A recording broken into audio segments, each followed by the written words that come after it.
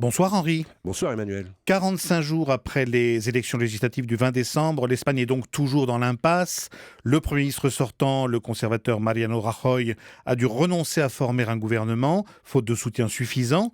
Et le roi Felipe a demandé hier au chef de file des socialistes Pedro Sánchez de tenter à son tour de rassembler une coalition, mais c'est loin d'être gagné. Oui, en décembre, souvenez-vous Emmanuel, on avait applaudi cette Espagne qui avait osé faire le grand saut en inventant une nouvelle démocratie, et l'éruption de ces partis citoyens, à gauche ou au centre, a fait bien des envieux de ce côté-ci de la frontière et même dans toute l'Europe.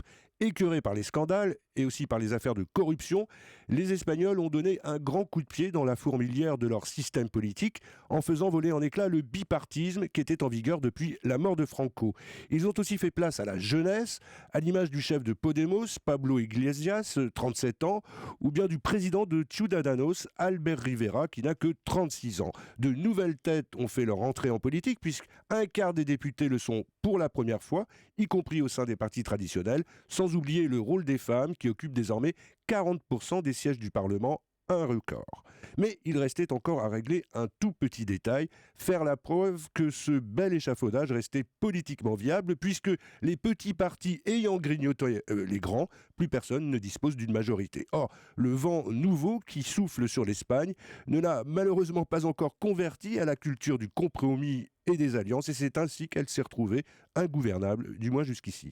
Henri, quelles sont les chances de réussite de Pedro Sánchez, sachant que le leader socialiste va devoir s'allier à plusieurs partis? Bien, honnêtement, et sans vouloir insulter l'avenir, Emmanuel, elles paraissent quand même assez minces. Pedro Sanchez veut, selon ses propres mots, construire une majorité progressiste. Naturellement, ça le conduit à vouloir passer un pacte avec Podemos, mais comme il ne dispose que de 90 sièges, le plus mauvais score de l'histoire du Parti socialiste, eh bien, ce ne sera pas suffisant pour contrôler la Chambre. Il doit donc aussi obtenir le soutien des jeunes centristes de Ciudadanos. Or, ni les uns ni les autres ne sont prêts à travailler ensemble, sans doute par crainte de se voir assez vite reprocher par leur base de s'être trop vite assis sur les principes et sur les programmes qui ont fait leur succès.